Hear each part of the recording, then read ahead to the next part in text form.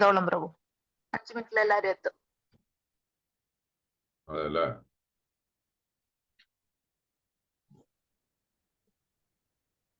തുടങ്ങാപ്പോ? തുടങ്ങണം പ്രഭു, തുടങ്ങണം. ശരി, ഹരേ കൃഷ്ണ. ആദ്യം കീർത്തനല്ലേ? ജയരാധ മാധവല്ലേ? അതെ പ്രഭു, അതെ. പിന്നെന്തൊക്കെയാ? രാധാമാധവ കഴിഞ്ഞ് പ്രണാം, ഇത് മംഗളാചരണം, ശ്ലോകം, അത് നോർമൽ ക്ലാസ് രീതിയിൽ തന്നെ പോകുന്നത് പ്രഭു. ശ്ലോകം word by word, translation, Popat, പിന്നെ എക്സ്പ്ലനേഷൻ. അതല്ലേ? ശരി. ഇവരെ കൊണ്ട് വായിപ്പിക്കണ്ടോ? പറഞ്ഞ കുറച്ച് മാതാജിമാര് വായിക്കും പ്രഭു, പറഞ്ഞാ മതി ആ സമയത്ത്. പറഞ്ഞാ മതി അല്ലേ? ആ, ശരി. അതേപോലെ തന്നെ പർപ്പട്ട് എങ്ങനെയാ, നമ്മളാണോ വായിക്കേണ്ടത്? അല്ല പ്രഭു, വായിക്കണമെങ്കിൽ വായിക്കാം, ഇല്ലെങ്കിൽ മാതാജിമാരും വായിക്കും, പ്രശ്നമില്ല. വായിക്കും അല്ലേ? ശരി, ആരെങ്കിലും നമുക്ക് വായിപ്പിക്കാം എന്നാ. അവരൊന്ന് ഇൻക്ലൂഡ് ആവട്ടെ ഇതില് എങ്കിലല്ലേ? അതെ അതെ പ്രഭു, പറഞ്ഞാ മതി, മാതാജിമാര് വായിക്കും. ശരി ട്ടാ. ഓക്കെ. ഹരേ കൃഷ്ണ. ഹരേ കൃഷ്ണ. ഹരേ കൃഷ്ണ. श्री श्री राधा माधव की जय, बलदेव सुभद्रा जगन्नाथ स्वामी की जय, लक्ष्मी नरसिंहदेव भगवान की जय, पंचतत्व की जय, षट गोस्वामी की जय, गुरु परंपरा की जय, श्रील प्रभुपाद की जय, श्रील गुरुदेव की जय. जय राधा माधवा कुंज विहारी, जय राधा माधवा कुंज विहारी, जय गोपीजन वल्लभा गिरिवरधारी,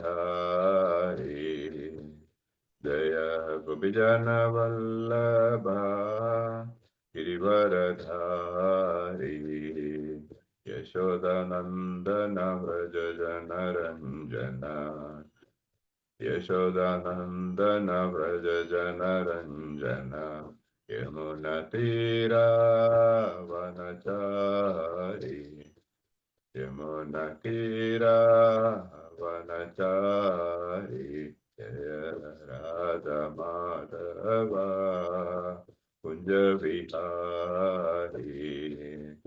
हरे कृष्ण कृष्ण कृष्ण हरे हरे, हरे राम राम राम हरे हरे, हरे कृष्ण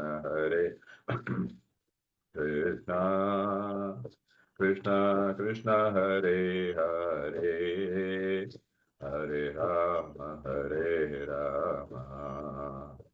राम राम हरे हरे, हरे कृष्ण कृष्ण कृष्ण हरे हरे, हरे राम राम राम हरे हरे, हरे कृष्ण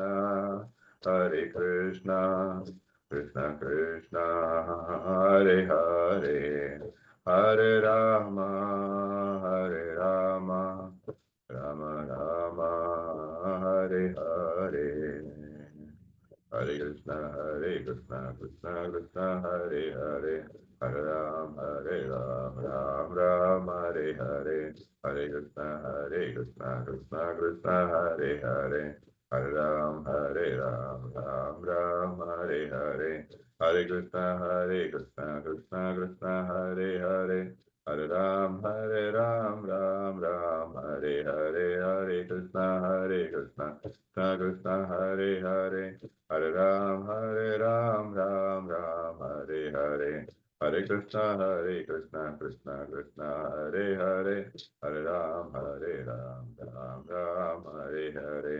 जय गौरानिताय, जय गौरानिताय, जय गौरानिताय, जय गौरांगानिताय, जय पंचतत्व, जय पंचतत्व, जय पंचतत्व, जय पंचतत्व जय श्री रूप सनातन भट्ट रघुनाथ श्री जीव गोपाल भट्ट दास रघुनाथ जय प्रभुपाद जय प्रभुपाद जय प्रभुपाद जय श्रील प्रभुपाद जय गुरुदेवा जय गुरुदेवा जय गुरुदेवा जय गुरुदेव निताय गौर हरि बोल हरि बोल हरि बोल निताय गौर हरि बोल निताय गौर हरि बोल हरि बोल हरि बोल निताय गौर हरि बोल हरि बोल हरि बोल हरि बोल हरि बोल हरि बोल हरि बोल हरि हरि हरि बोल हरे कृष्णा संगीत की जय हरे कृष्णा എല്ലാവർക്കും ശ്രീമദ് ഭാഗവതം സത്സംഗ് ക്ലാസ്സിലേക്ക് എല്ലാവർക്കും സുസ്വാഗതം. ഇന്ന് നമുക്ക് ശ്രീമദ് ഭാഗവതം സ്കന്ധം 1 അധ്യായം 9 ഭീഷ്മദേവന്റെ വിയോഗം ശ്ലോകം 30 എനിക്കിന്ന് എടുക്കാനായിട്ട് പറഞ്ഞിരിക്കുന്നത്. അപ്പോ എല്ലാവർക്കും ഇന്നത്തെ ഭാഗവതം സത്സംഗത്തിലേക്ക് വീണ്ടും ഹാർദവമായ സ്വാഗതം അർപ്പിച്ചുകൊള്ളുന്നു. ഓം അജ്ഞാനതിമിരാന്തസ്യ ജ്ഞാനാഞ്ജനശലാഘ്യ ചക്ഷുരുന്മിലിതം യേന തസ്മൈ ശ്രീഗുരവേ നമഃ. മൂകം കരോതി വാചാലം പങ്കും ലംഘേതേ ഗിരിം യത്കൃപാതമഹം വന്ദേ ശ്രീഗുരും ദിനദാരിണം പരമാനന്ദമാധവം ശ്രീചൈതന്യമീശ്വരം. വാഞ്ചാകൽപതരൂപശ്ച കൃപാ സിന്ധുഭ്യവ ച പതിതാനാം പാവനേഭ്യോ വൈഷ്ണവേഭ്യോ നമോ നമഃ. നമോ വിഷ്ണുപാദായ കൃഷ്ണപ്രേഷ്ഠായ ഭൂതലേ ശ്രീമതി ഭക്തിവേദാന്ത സ്വാമിനിധി നാമിനെ. നമസ്തേ സാരസ്വതദേവൈ ഗൗരവാണി പ്രചാരിണേ നിർവിശേഷ ശൂന്യവാദി പാശ്ചാത്യദേശധാരിണേ. ജയ ശ്രീകൃഷ്ണ ചൈതന്യ പ്രഭു നിത്യാനന്ദ ശ്രീ അദ്വൈത ഗദാധര ശ്രീവാസാദി ഗൗരഭക്തവൃന്ദ. ഹരേ കൃഷ്ണ കൃഷ്ണ കൃഷ്ണ ഹരേ ഹരേ ഹരേ രാമ രാമ രാമ ഹരേ ഹരേ. ഹരേ കൃഷ്ണ. ഹരേ കൃഷ്ണ. ശ്ലോകം തദോപസംഹൃത്യ ഗിരസഹസ്രിണീർ വിമുക്തസംഗം മന ആദിപുരുഷേ കൃഷ്ണേ ലസത്പീതപദേ ചതുർഭുജേ പുരസ്ഥിതേ അമലിതദൃഹ്യധാരയത്. തദോപസംഹൃത്യ ഗിരസഹസ്രണീർ വിമുക്തസംഗം മന ആദിപുരുഷേ കൃഷ്ണേ ലസത്പീതപദേ ചതുർഭുജേ പുരേ സ്ഥിതേ അമലിതദൃഹ്യധാരയത്. തദോപസംഹൃത്യ ഗിരസഹസ്രണീർ വിമുക്തസംഗം മന ആദിപുരുഷേ കൃഷ്ണേ ലസത്പീതപദേ ചതുർഭുജേ പുരസ്ഥിതേ അമലിതദൃഹ്യധാരയത്. ഹരേ Krishna. Word to word meaning. തഥാ ആ സമയം ഉപസംഹരിക്കുന്നു ഗിര ഉപദേശം പ്രഭാഷണം സഹസ്രണി ഭീഷ്മദേവൻ സഹസ്രകണക്കിന് ശാസ്ത്രങ്ങളിൽ നിപുണനായവൻ വിമുക്ത സംഘം മറ്റെല്ലാ വിഷയങ്ങളിൽ നിന്നും പൂർണ്ണമുക്തനായി മനസ്സ് ആദിപുരുഷേ പരമദിവ്യോത്തമ പുരുഷന് കൃഷ്ണന് ലസത് പീതപദേ പീതാംബര വസ്ത്രത്താൽ അലങ്കൃതനായ ചതുർഭുജനായ യഥാർത്ഥ നാരായണന് പുര തൊട്ടു മുമ്പ് സ്ഥിതി നിൽക്കുന്ന അമിലിത വിസ്തൃതമായ വിശാലമായ ദൃഷ്ടി വ്രതാരയത് ഉറപ്പിച്ചു. വിവർത്തനം ആൻഡ് ഭാവാർത്ഥം. ശ്രീ ഭക്തിവേദാന്ത സ്വാമി ശ്രീല പ്രഭുപാദ് കി ജയ്.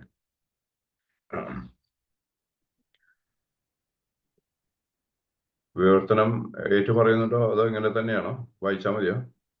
വായിച്ചാൽ മതി പ്രഭു, ഏറ്റി പറയാറില്ല. ഇല്ല, ശരി, ഓക്കെ. ആരാണോ അനേക സഹസ്രാർത്ഥങ്ങളോടുകൂടി വിവിധ വിഷയങ്ങളെക്കുറിച്ച് പ്രഭാഷിച്ചു കൊണ്ടിരിക്കുന്നത്, ആരാണോ ആയിരക്കണക്കിന് യുദ്ധങ്ങളിൽ പങ്കെടുത്ത് ആയിരക്കണക്കിന് മനുഷ്യരെ സംരക്ഷിച്ചത്, ആ വ്യക്തി സംഭാഷണം പര്യവസാനിപ്പിച്ച് സർവ ബന്ധനങ്ങളിൽ നിന്നും മുക്തനായി മനസ്സിനെ മറ്റെല്ലാ വിഷയങ്ങളിൽ നിന്നും പിൻവലിച്ച് സമീപത്ത് നിൽക്കുന്ന ചതുർഭുജനും പീതനിറമാർന്ന പ്രഭ ചൊരിയുന്ന തിളങ്ങുന്ന ഉടയാടകൾ അണിഞ്ഞവനുമായ യഥാർത്ഥ പരമദിവ്യോത്തമ പുരുഷനിൽ, നാരായണനിൽ, ശ്രീകൃഷ്ണ ഭഗവാനിൽ തൻ്റെ വിടർന്ന വിശാലമായ നയനങ്ങൾ ഉറപ്പിച്ചു. ഹരേ കൃഷ്ണ. ആർക്കെങ്കിലും ഭാവാർത്ഥം വായിക്കണമെങ്കിൽ വായിക്കാം. ഹരേ കൃഷ്ണ പ്രഭു, വായിക്കട്ടെ? വായിക്കൂ. ഭാവാർത്ഥം ബൈ ശിലപ്രഭുപാദ് കി ജയ്. തന്റെ ഭൗതിക ശരീരം ത്യജിക്കുന്ന ഗൗരവമേറിയ സന്ദർഭത്തിൽ ഭീഷ്മദേവൻ ശ്രീകൃഷ്ണനിൽ മനസ്സിനെ ഏകാഗ്രമാക്കുക എന്ന മനുഷ്യജന്മത്തിന്റെ മഹത്തായ കർത്തവ്യം മാതൃകയായി കാട്ടിത്തന്നു. മരണപ്പെട്ടുകൊണ്ടിരിക്കുന്ന മനുഷ്യനെ ആകർഷിക്കുന്ന വിഷയം അയാളുടെ അടുത്ത ജന്മത്തിന്റെ ആരംഭത്തിന് ഹേതുവായി തീരുന്നു. ആയതിനാൽ പരമദിവ്യോത്തമ പുരുഷനായ ശ്രീകൃഷ്ണ ഭഗവാന്റെ ചിന്തയിൽ ആമഗ്നനായ ഒരാൾ നിശ്ചയമായും ഭഗവത് ധാമത്തിലേക്ക് മടങ്ങിപ്പോകുന്നു. ഭഗവത്ഗീത 8:5-15 ഇതിൽ സ്ഥിരീകരിക്കുന്നു. മരണം ആസന്നമായ വേളയിൽ എന്നെ തന്നെ ധ്യാനിച്ചുകൊണ്ട് ശരീരം ത്യജിക്കുന്നവൻ ആരു തന്നെയായാലും എന്റെ ഭാവത്തെ ഉടൻ തന്നെ പ്രാപിക്കുന്നു. ഇതിൽ ഒട്ടും തന്നെ സംശയമില്ല. 6. എന്തിനെ കുറിച്ചാണോ മരണവേളയിൽ ഒരാൾ സ്മരിക്കുന്നത്, അയാൾ നിശ്ചയമായും അതിനെ പ്രാപിക്കും. ആകയാൽ അർജുന, നീ എല്ലായ്പ്പോഴും ശ്രീകൃഷ്ണ രൂപത്തിൽ എന്നെ സ്മരിക്കുകയും അതേസമയം നിന്റെ നിയതകർമ്മമായ യുദ്ധം നിർവഹിക്കുകയും ചെയ്യുക. സ്വകർമ്മങ്ങളെല്ലാം എനിക്ക് സമർപ്പിച്ചും മനോബുദ്ധികൾ എന്നിൽ ഉറപ്പിച്ചുമിരുന്നാൽ നീ എന്നെ തന്നെ പ്രാപിക്കും, സംശയമില്ല. 8. എന്നെ പരമദിവ്യോത്തമ പുരുഷനായി ആരാണോ ധ്യാനിക്കുന്നത്, അയാളുടെ മനസ്സ് മാർഗത്തിൽ നിന്നും വ്യതിചലിക്കാതെ സദാ എന്നെ സ്മരിക്കുന്നതിൽ നിരതമാകുന്നു. അതിനാൽ അല്ലയോ പാർത്ഥ, അയാൾ നിശ്ചയമായും എന്നെ പ്രാപിക്കും. 9. സർവജ്ഞനും ആദിപുരുഷനും സർവനിയന്താവും അണുവിനേക്കാൾ ചെറുതും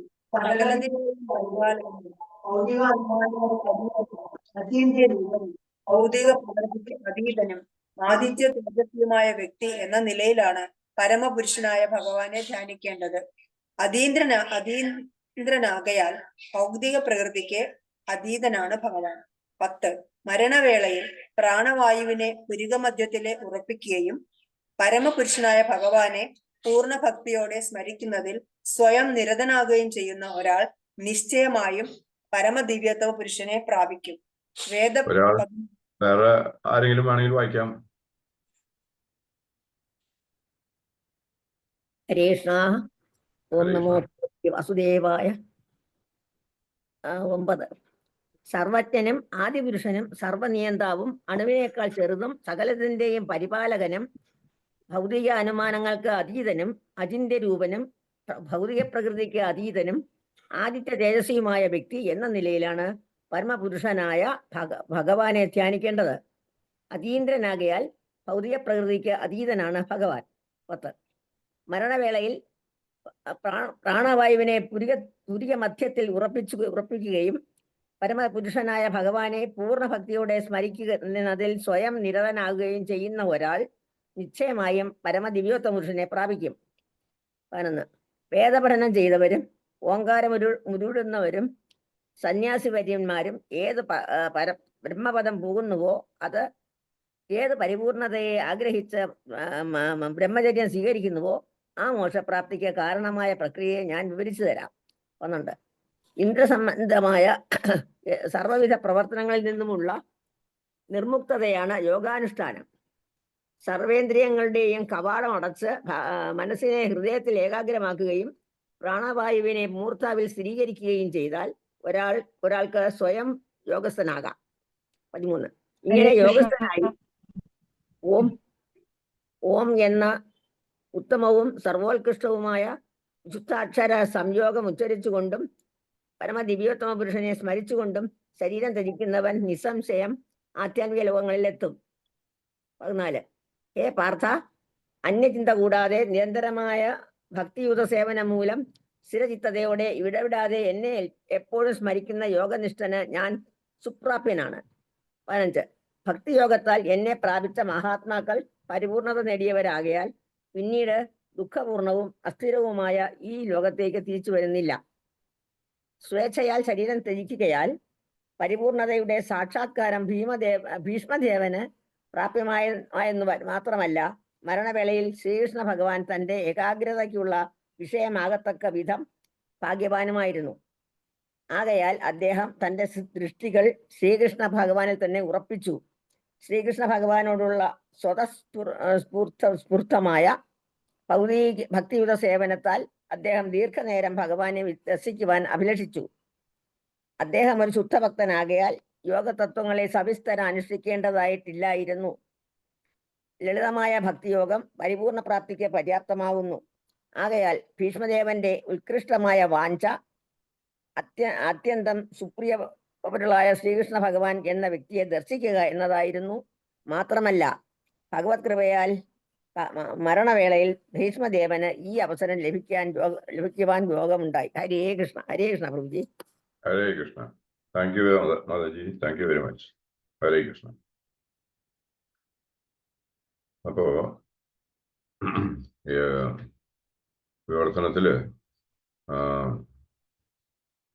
ഈ ശ്ലോകത്തിന്റെ വിവർത്തനം അതിൽ പറയുന്നു, ആരാണോ അനേക സഹസ്രാർത്ഥങ്ങളോട് കൂടി വിവിധ വിഷയങ്ങളെ കുറിച്ച് പ്രഭാഷിച്ചു കൊണ്ടിരുന്നത്, ആരാണോ ആയിരക്കണക്കിന് യുദ്ധങ്ങളിൽ പങ്കെടുത്തത്, ആയിരക്കണക്കിന് മനുഷ്യരെ രക്ഷിച്ചത്, ആ വ്യക്തി സംഭാഷണം പര്യവസാനിപ്പിച്ച് സർവബന്ധനങ്ങളിൽ നിന്നും മുക്തനായി മനസ്സിനെ മറ്റെല്ലാ വിഷയങ്ങളിൽ നിന്നും പിൻവലിച്ച് സമീപത്ത് നിൽക്കുന്ന ചതുർഭുജനും പീത നിറമാർന്ന പ്രഭ ചൊരിയുന്ന തിളങ്ങുന്ന ഉടയാടുകൾ അണിഞ്ഞതുമായ യഥാർത്ഥ പരമദിവ്യോത്തമ പുരുഷനിൽ നാരായണനിൽ കൃഷ്ണ ഭഗവാനിൽ തന്റെ വിടർന്ന് വിശാലമായ നയനങ്ങൾ ഉറപ്പിച്ചു എന്നാണ്. അപ്പോ അദ്ദേഹം ഒരു മഹത് വ്യക്തിയാണ്. നമുക്കറിയാം, നമ്മൾ പഠിച്ചിട്ടുള്ളതാണ്, നമ്മള് 12 മഹാജനങ്ങളിൽ ഒരുവനാണ് അദ്ദേഹം. അപ്പോ ആയതിനാൽ നമുക്ക് 12 മഹാജനങ്ങൾ, അതായത് സ്വയംഭൂ, അതായത് ബ്രഹ്മാവ്, ശംഭു, ശിവൻ, 4 കുമാരന്മാർ, മനു, നാരദൻ, യമധർമ്മൻ, കപിലൻ, ബലി മഹാരാജ്, പ്രഹ്ലാദ് മഹാരാജ്, ജനകൻ, ഭീഷ്മർ, ശുകദേവൻ. അപ്പോ ഇങ്ങനെ 12 പേരില് ഒരാളാണ് ഭീഷ്മദേവൻ. അപ്പോൾ അദ്ദേഹം മഹാജൻ എന്ന പേരിൽ അറിയപ്പെടുന്നു എന്നതാണ്. അപ്പോ അദ്ദേഹം ശാന്തനു മഹാരാജാവിൻ്റെയും അതേപോലെ ഗംഗാദേവിയുടെയും മകനാണ് ഭീഷ്മദേവൻ. അപ്പോൾ അദ്ദേഹത്തിന് കുറെ കാലങ്ങളോളം അദ്ദേഹത്തിന് ഈ ഭൂമിയിൽ ജീവിച്ച് നല്ല എക്സ്പീരിയൻസ് ഉള്ള ആളാണ്. അദ്ദേഹം പല തരത്തിലുള്ള യുദ്ധങ്ങളും പല തരത്തിലുള്ള രാജാക്കന്മാരെയും അതേപോലെ അദ്ദേഹം അനവധി വിഷയങ്ങളെ കുറിച്ചുള്ള പ്രഭാഷണങ്ങളും കാര്യങ്ങളും മറ്റും അദ്ദേഹം ചെയ്തിട്ടുള്ള ഒരു വ്യക്തിയാണ്. അന്ന് ഇപ്പൊ ജീവിച്ചിരിക്കുന്നതിൽ ഏകദേശം ഒരു 450 വയസ്സായിട്ട് തോന്നുന്നു അദ്ദേഹത്തിന്. അത്രയും പ്രായമുണ്ട് അദ്ദേഹത്തിന്. അപ്പോൾ അദ്ദേഹത്തിന് നല്ല എക്സ്പീരിയൻസ് ഉണ്ട് ഈ രാജ്യഭരണങ്ങളിലും അതേപോലെ തന്നെ രാജ്യാന്തര കാര്യങ്ങളെ കുറിച്ചുള്ള ഒക്കെ വിഷയങ്ങളെ കുറിച്ച്. അപ്പോ ഭഗവാൻ അദ്ദേഹത്തിന് അദ്ദേഹം ശരശയിൽ കിടക്കുന്ന സമയത്ത് പാണ്ഡവാദികളെയും എല്ലാവരെയും കൂട്ടിക്കൊണ്ടുവന്ന് അദ്ദേഹത്തിന്റെ മുമ്പിൽ നിർത്തുകയും അപ്പോൾ ഭഗവാനും ഉണ്ടായിരുന്നു കൂടെ. അപ്പോൾ ഭഗവാൻ യുധിഷ്ഠിര മഹാരാജാവിനോട് പറഞ്ഞു, അങ്ങ് ഇനി രാജ്യം ഭരിക്കേണ്ടത് അങ്ങാണ്. ആയതിനാൽ രാജതന്ത്രങ്ങളെക്കുറിച്ചും യുദ്ധതന്ത്രങ്ങളെക്കുറിച്ചും രാജ്യഭരണങ്ങളെക്കുറിച്ചുള്ള കാര്യങ്ങളൊക്കെ അങ്ങ് ദയവായി ഭീഷ്മദേവനോട് ചോദിച്ച് മനസ്സിലാക്കുക. കാരണം അദ്ദേഹം അതിൽ വളരെ നിപുണനാണ്. ആയതുകൊണ്ട് അങ്ങേക്ക് രാജ്യതന്ത്രങ്ങളെക്കുറിച്ചുള്ള കാര്യങ്ങളൊക്കെ പറഞ്ഞു തരാൻ ഉള്ള യോഗ്യത അദ്ദേഹത്തിനുണ്ട്. അങ്ങ് ദയവായി അദ്ദേഹത്തിനോട് ചോദിച്ച് മനസ്സിലാക്കുക എന്ന് പറയുകയുണ്ടായി. ഇത് കേട്ട ഭീഷ്മദേവൻ പറഞ്ഞു, ഞാൻ അതിന് യോഗ്യത ഒന്നുമില്ല. അങ്ങ് ഇവിടെ ഉള്ളപ്പോ അങ്ങ് കുരുക്ഷേത്ര ഇതേ യുദ്ധകളത്തിൽ വെച്ച് അങ്ങ് അർജുനന് ഗീത നല്ല വിധത്തിൽ അങ്ങ് ഉപദേശിച്ചു കൊടുത്തു. അപ്പോ ആയതിനാൽ അങ്ങ് ഇവിടെ ഉള്ളപ്പോ പിന്നെ ഞാൻ പ്രത്യേകിച്ച് പറയേണ്ട കാര്യമുണ്ടോ? അങ്ങ് തന്നെ അല്ല അതിനെ ഏറ്റവും ശ്രേഷ്ഠനായിട്ടുള്ള വ്യക്തി. അപ്പൊ പിന്നെ ഞാൻ എന്തിനാ അത് പറയണു എന്ന് പറഞ്ഞപ്പോ പക്ഷെ ഭഗവാൻ അതിന് സമ്മതിച്ചില്ല എന്നുള്ളതാണ്. പകരം അദ്ദേഹത്തെ കൊണ്ട് തന്നെ അത് പറയിപ്പിച്ചു എന്നുള്ളതാണ്. ഭഗവാൻ പറഞ്ഞു, ഞാൻ എന്താ പറയാ, എനിക്ക് അങ്ങയുടെ പകുതി എക്സ്പീരിയൻസ് ഇല്ല. ഭഗവാനെല്ലാം അറിയാം എങ്കിലും പക്ഷെ ഭഗവാൻ തൻ്റെ ഭക്തനെ കൊണ്ട് അത് പറയിപ്പിക്കണമെന്ന് അദ്ദേഹത്തിനൊരു ആഗ്രഹം. അപ്രകാരം തൻ്റെ ഭക്തനെ കൊണ്ട് തന്നെ അത് അദ്ദേഹം പറയിപ്പിച്ചു എന്നുള്ളതാണ്. അപ്പൊ അപ്രകാരം യുധിഷ്ഠിര മഹാരാജാവിന് എല്ലാവിധ രാജ്യതന്ത്രങ്ങളും അദ്ദേഹം ആ ശരശയിൽ കിടന്നുകൊണ്ട് അദ്ദേഹം പറഞ്ഞു കൊടുക്കുകയുണ്ടായി എന്നുള്ളതാണ്. അപ്പോ അത് കേട്ട് എല്ലാവർക്കും വളരെ സന്തോഷമായി. അപ്പോ അങ്ങനെ ഇവിടെ പറഞ്ഞ പോലെ അപ്പൊ അങ്ങനെ അദ്ദേഹത്തിന് എന്താ പറയാ, അദ്ദേഹത്തിന് നല്ലൊരു ചാൻസ് ഇപ്പോ ഇവിടെ ലാസ്റ്റ് ഇതിൽ പറയണത് വെച്ചാൽ അദ്ദേഹത്തിന് ഒരു സ്വച്ഛന്ത മൃത്യു ഉള്ള ആളാണ്. അതിനുള്ള ഒരു വരമുണ്ട് അദ്ദേഹം. കാരണം അദ്ദേഹം എപ്പോഴാണോ മരിക്കാൻ ഉദ്ദേശിക്കുന്നത് അപ്പോൾ അദ്ദേഹത്തിന് മരിക്കാവുന്നതാണ്. അപ്പൊ ആയതുകൊണ്ട് അദ്ദേഹത്തിന് ഇതിനു മുമ്പ് ഒരു നല്ലൊരു ചാൻസ് കിട്ടിയതാണ്. പക്ഷെ അത് അദ്ദേഹം അപ്പോൾ അത് സാധിച്ചില്ല എന്നുള്ളതാണ്. കാരണം അർജുനൻ യുദ്ധം ചെയ്യുന്നതിൽ കുറച്ചു പിന്നാക്കം നിന്നു.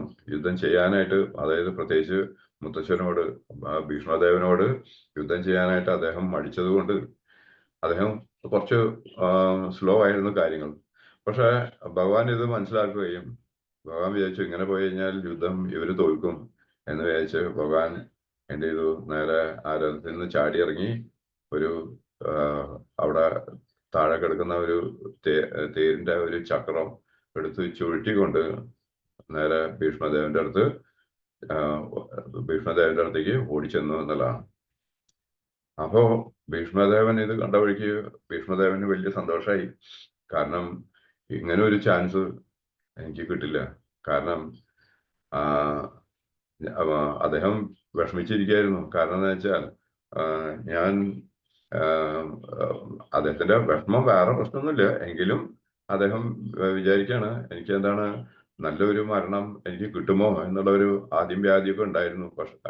അപ്പൊ ആയതുകൊണ്ടാണ് അദ്ദേഹം സാത്വികരായിട്ടുള്ള പാണ്ഡവരുടെ കൈകൊണ്ട് തന്നെ മരണം ആവശ്യമാണ്. ആയതുകൊണ്ടാണ് അദ്ദേഹം ഇത്രയും പതിതരായിട്ടുള്ള അധർമ്മികളായിട്ടുള്ള ഈ കൗരവരുടെ കൂടെ നിന്നതും അദ്ദേഹത്തിന് മനസ്സിലായി.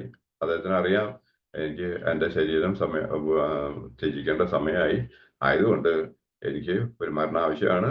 ആയതുകൊണ്ട് ഞാൻ എന്ത് ചെയ്തു, അധർമ്മികളായാലും ശരി അവരുടെ കൂടെ നിന്നിട്ട് ധാർമ്മികളായിട്ടുള്ള പാണ്ഡവരുടെ കൈകൊണ്ട് നമുക്ക് എനിക്ക് മരിക്കാലോ എന്നുള്ള ഉദ്ദേശം കൊണ്ട് അദ്ദേഹം ആ സൈഡിൽ നിൽക്കുകയും അദ്ദേഹം യുദ്ധം ചെയ്യുകയും ചെയ്തു എന്നുള്ളതാണ്. ഈ സമയത്താണ് ഭഗവാൻ പറയുന്നത്, ആ യുദ്ധത്തിന് മുമ്പ് ഭഗവാൻ പറഞ്ഞു ഞാൻ ഇത് എടുക്കില്ല എന്ന് പറഞ്ഞു. പക്ഷെ എന്താണ് ഈ സന്ദർഭത്തിൽ അവിടെ അർജുനന്റെ ആ ലേസിനെസ്, അതായത് അദ്ദേഹത്തിന്റെ മടി ഭഗവാനെ ഒന്ന് ചൊടിപ്പിച്ചു എന്നുള്ളതാണ്. അപ്രകാരം ഭഗവാൻ ആ രഥചക്രം ചുഴറ്റിക്കൊണ്ട് അദ്ദേഹം ഭീഷ്മദേവന്റെ മുമ്പിലേക്ക് ഓടിച്ചെന്നു എന്നുള്ളതാണ്. ഇത് കണ്ട ഭീഷ്മദേവന് വലിയ സന്തോഷമായി. അപ്പോ ആയതിനാൽ ഭീഷ്മദേവൻ തന്റെ വില്ലും ശരങ്ങളും താഴെയിട്ട് അദ്ദേഹം ആ ഭഗവാന്റെ കൈ കൊണ്ട് മരിക്കാൻ വേണ്ടിയിട്ട് അദ്ദേഹം തയ്യാറെടുത്തു എന്നുള്ളതാണ്. പക്ഷെ എന്ത് ചെയ്യാം, നിർഭാഗ്യം എന്ന് പറയാം. അദ്ദേഹം എന്താണ് ആ സമയത്താണ് അർജുനന് ബോധം ഉണ്ടായത്. എന്താണ്, ഞാൻ എന്താ പറയാ, യുദ്ധം ചെയ്യാം, ഭഗവാനാണെങ്കിൽ ആയുധം എടുക്കില്ല എന്നുള്ള ഒരു ശബ്ദവും ഉണ്ടായിരുന്നു. പക്ഷെ ഞാൻ യുദ്ധം ചെയ്യാത്തത് കൊണ്ടല്ലേ ഇപ്പൊ ഭഗവാൻ ആയുധം എടുക്കേണ്ടി വന്നത്. അത് എനിക്കൊരു മോശക്കേടല്ലേ. ആയതുകൊണ്ട് ഭഗവാന്റെ വാക്ക് തെറ്റിക്കാനും പാടില്ല. ഞാൻ യുദ്ധം ചെയ്യേണ്ടത് ഞാൻ യുദ്ധം ചെയ്യുകയുമാണ്. അപ്പൊ ആയതുകൊണ്ട് ഭഗവാൻ അങ്ങനെ വിട്ടാൽ ശരിയാവില്ല എന്ന് വിചാരിച്ച് അപ്രകാരം അദ്ദേഹം ഓടിച്ചെന്ന് ഭഗവാന്റെ കാലുകളിൽ കെട്ടിപ്പിടിച്ചിട്ട് പറഞ്ഞു, ഞാൻ യുദ്ധം ചെയ്യാൻ തയ്യാറാണ്, ഭഗവാനെ അങ്ങനെ ഇത് ചെയ്യരുത്, ഞാൻ യുദ്ധം ചെയ്തോളാം എന്ന് പറഞ്ഞപ്പോ ആ അർജുനന്റെ ആ വാക്കിന്റെ മേലെ, ഗ്യാരണ്ടിയുടെ മേലെ ഭഗവാൻ ആ ഉദ്യമനം അവസാനിപ്പിച്ചു എന്നുള്ളതാണ്. ഇത് കണ്ടപ്പോ സത്യം പറഞ്ഞു കഴിഞ്ഞാൽ ഭീഷ്മദേവന് വലിയ നിരാശയുണ്ടായി എന്നുള്ളതാണ്. കാരണം ആരാണ്? സാക്ഷാൽ പരമദിവ്യോത്തമ പുരുഷനായിട്ടുള്ള ആ ഭഗവാന്റെ തൃക്കൈ കൊണ്ടുള്ള മരണം അദ്ദേഹം വളരെയധികം ആശിച്ചു എന്നുള്ളതാണ്. പക്ഷെ അൺഫോർച്ചുനേറ്റ്ലി അത് മാറിപ്പോയി എന്നുള്ളതാണ്. അർജുനനെ സത്യം പറഞ്ഞാൽ അപ്പോൾ ആ സമയത്ത് ഭീഷ്മദേവന് ഭയങ്കര ദേഷ്യം ഉണ്ടായി എന്നുള്ളതാണ് അർജുനന്റെ മേലെ. പക്ഷെ എന്നാലും എന്താ പറയാ, സാഹചര്യം കണക്കിലെടുത്തുകൊണ്ട് അതിനെ ദേഷ്യത്തെ ഉപസംഹരിച്ചു എന്നുള്ളതാണ്. അപ്രകാരം ആ യുദ്ധം വീണ്ടും ആരംഭിച്ചു. അങ്ങനെ നമുക്കറിയാം, അർജുനന്റെ അമ്പുകളേറ്റ് അദ്ദേഹം ശരശയ്യയിൽ വീണു കിടക്കുകയാണ്. ഈ സമയത്താണ് ഭഗവാൻ എന്താണ് ഈ പാണ്ഡവരെയൊക്കെ കൂട്ടി അദ്ദേഹത്തിന്റെ മുമ്പിൽ എത്തുന്നത്. അപ്പോ ഈ സമയം ഭീഷ്മർക്ക് മനസ്സിലായി, ഇനി ഇതിനേക്കാൾ നല്ലൊരു ഓപ്പർച്യൂണിറ്റി എനിക്ക് കിട്ടാനില്ല. ആയതിനാൽ എന്ത് വേണം, നമുക്ക് അറിയാലോ, ഇപ്പൊ ഇവിടെ പറഞ്ഞിരിക്കുന്ന ഭഗവത്ഗീത വചനങ്ങൾ 8-ാം അധ്യായത്തില് 5-ാം ശ്ലോകം മുതൽ 15-ാം ശ്ലോകം വരെയുള്ള ആ ശ്ലോകങ്ങളൊക്കെ ഈ വിഷയത്തെക്കുറിച്ചാണ് പ്രതിപാദിക്കുന്നത് എന്നുള്ളതാണ്. അപ്പോൾ അപ്രകാരം ആ ഭീഷ്മദേവൻ അദ്ദേഹം തനിക്ക് കിട്ടിയ ആ ചാൻസ് അദ്ദേഹം പരമാവധി യൂട്ടിലൈസ് ചെയ്യാമെന്ന് അദ്ദേഹം തീരുമാനിച്ചു. ആയതിനാൽ ഇവിടെ പറയുന്നു, എന്താണ് ഈ വിവർത്തനത്തിൽ പറയുന്നു, എന്താണ് സംഭാഷണം പര്യവസാനിപ്പിച്ച് സർവബന്ധനങ്ങളിൽ നിന്നും മുക്തനായി മനസ്സിനെ മറ്റെല്ലാ വിഷയങ്ങളിൽ നിന്നും പിൻവലിച്ച് തന്റെ മുൻപിൽ നിൽക്കുന്ന ചതുർഭുജനും പീത നിറമാർന്ന പ്രഭ ചൊരിയുന്ന തിളങ്ങുന്ന ഉടയാടകൾ അണിഞ്ഞവനുമായ യഥാർത്ഥ പരമദിവ്യോത്തമ പുരുഷനിൽ നാരായണനിൽ ശ്രീകൃഷ്ണ ഭഗവാനിൽ തന്റെ വിടർന്നു വിശാലമായ നയനങ്ങൾ ഉറപ്പിച്ചു എന്നുള്ളതാണ്. അപ്പോ അദ്ദേഹം എന്താണ് ശരീരം വിടാനായിട്ട്, ശരീരം അതിൽ നിന്ന് ആത്മാവിനെ വിടാനായിട്ട് അദ്ദേഹം തയ്യാറെടുത്തു എന്നുള്ളതാണ്. അപ്പോ പലരും ഇപ്പൊ ചിലവരൊക്കെ നമ്മളിപ്പോ പ്രീച്ചിങ്ങിനോടനുബന്ധിച്ച് നമ്മൾ പലരുമായിട്ട് നമ്മൾ സംബന്ധിക്കുന്നതാണ്. അപ്പൊ പലരും ചോദിക്കും, ഇപ്പൊ ഇത്രയും ഇപ്പൊ നമ്മൾ പറഞ്ഞു, ഇപ്പൊ ഒരു ക്ലാസ്സിൽ ഞാൻ പറയുണ്ടായി, ഭീഷ്മദേവൻ എന്ന് അദ്ദേഹം ഒരു മഹാജനാണ് എന്ന് പറഞ്ഞപ്പോ പലരും ചോദിച്ചു, ദേവനാ അദ്ദേഹം മഹാജനം, അതെന്താ അങ്ങനെ? അദ്ദേഹം അങ്ങനെയൊക്കെ ആണെന്നുണ്ടെങ്കിൽ ഈ അധർമ്മികളുടെ കൂടെ നിന്ന് അദ്ദേഹം യുദ്ധം ചെയ്യേണ്ട ആവശ്യം ഉണ്ടായിരുന്നു എന്നൊക്കെ പലരും ചോദിച്ചു. അവരുടെ അജ്ഞാനം കൊണ്ട് അങ്ങനെ ചോദിച്ചു എന്ന് മാത്രം.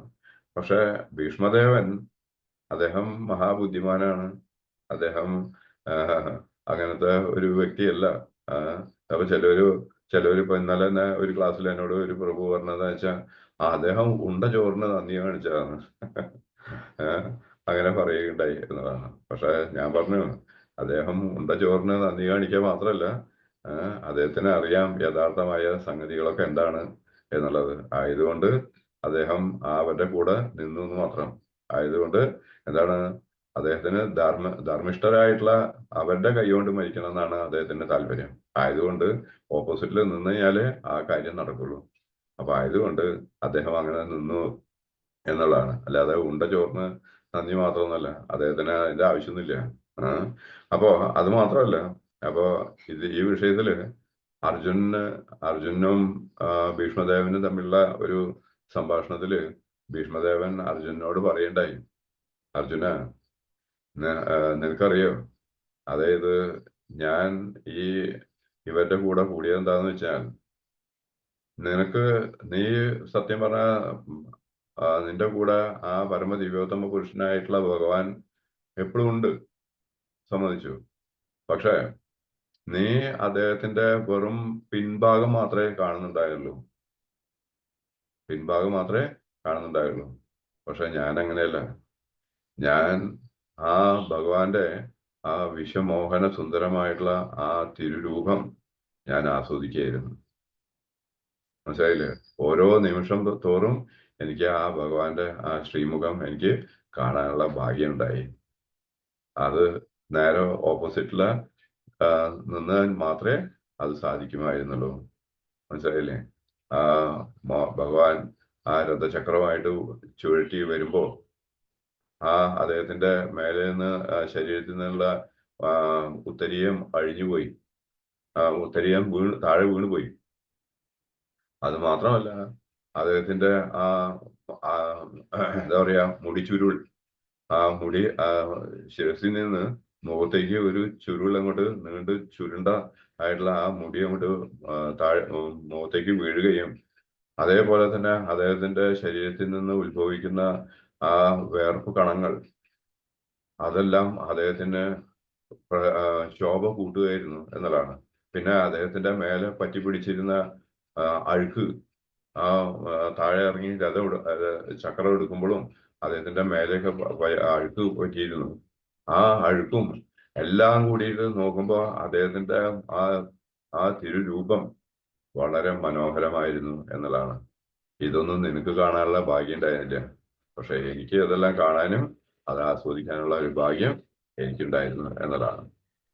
മനസ്സിലായില്ലേ? അപ്പോ അങ്ങനെ ഭീഷ്മദേവൻ അർജുനോട് അക്കാര്യം പറയുകയുണ്ടായി എന്നുള്ളതാണ്. അപ്പോ ഇവിടെ എന്താണ്, ഈ സമയം അദ്ദേഹം തന്റെ ശരീരം വിടുന്നതിന് അദ്ദേഹം തയ്യാറെടുത്തു എന്നുള്ളതാണ്. അപ്പോ ആയതിനാൽ ഇവിടെ എന്താണ് ശ്രീമദ് ഭഗവത്ഗീതയില് എന്താ പറയുന്നത്? അന്ധകാലേശ മാമേവ സ്മരൻ മുക്ത കളയവരം യാ പ്രയാതി സ മദ്ഭാവം യാതി നാസ്ത്യത്ര സംശയ. അതായത് അതിന്റെ വിവർത്തനത്തില് ശ്രീല പ്രഭുപാദ്ജി പറയുന്നു, മരണസമയത്ത് എന്നെ തന്നെ സ്മരിച്ചുകൊണ്ട് ശരീരം ത്യജിക്കുന്നവൻ എന്റെ ഭാവത്തെ ഉടൻ തന്നെ പ്രാപിക്കുമെന്നാൽ സംശയമില്ല എന്ന്.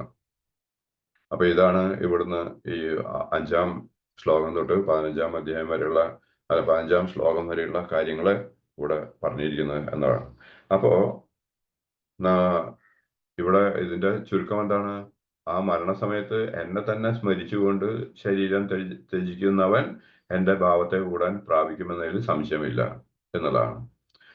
നമുക്കറിയാം, ആ മരണസമയത്ത് നമുക്ക് ഈ ഭാഗ്യം നമുക്ക് കിട്ടുമോ എന്നുള്ളത്. ഈ ശരീരത്തിൽ നിന്ന് ദേഹത്തിൽ നിന്ന് ദേഹി വിട്ടു പോകുമ്പോൾ സാധാരണ ശാസ്ത്രങ്ങൾ പറയുന്നത് 1000 തേള് കുത്തുന്ന വേദനയാണ് അനുഭവപ്പെടുക എന്നാണ് പറയുന്നത്. അപ്പോ പിന്നെ കഫ പിത്തവാദാദികൾ നമ്മുടെ കണ്ടത്തിൽ വന്ന് അതേപോലെ തന്നെ ഇവിടെ മാറിടത്തിൽ വന്ന് നിറയുകയും നമുക്ക് ശ്വാസം കിട്ടാതെ ബുദ്ധിമുട്ടുകയും ചെയ്യുന്ന ആ അവസരത്തിൽ നമുക്ക് ആ ശരീരത്തിന്റെ പീഡകൾ മൂലം നമുക്ക് ആ സമയത്ത് ഭഗവാനെ ആലോചിക്കാനുള്ള ഒരു ഭാഗ്യം നമുക്ക് ഉണ്ടാവുമോ എന്ന് നമുക്ക് പറയാൻ പറ്റില്ല. എന്നാൽ ഭഗവാന്റെ കൃപയുണ്ടെങ്കിൽ, അതായത് ഭഗവാന്റെ ഭക്തിയുത സേവനത്തിൽ പൂർണ്ണമായിട്ടും നിരതരായിട്ടുള്ളവർക്ക് എന്തായാലും ആ ഭാഗ്യം ഭഗവാൻ തന്നിരിക്കും. അതിൽ യാതൊരു സംശയമില്ല. അത് എന്താണ്, ഭഗവാന്റെയും ഗുരുവിന്റെയും ഒക്കെ അനുഗ്രഹത്താൽ അത് സാധിക്കും എന്നുള്ളതിൽ യാതൊരു സംശയമില്ല.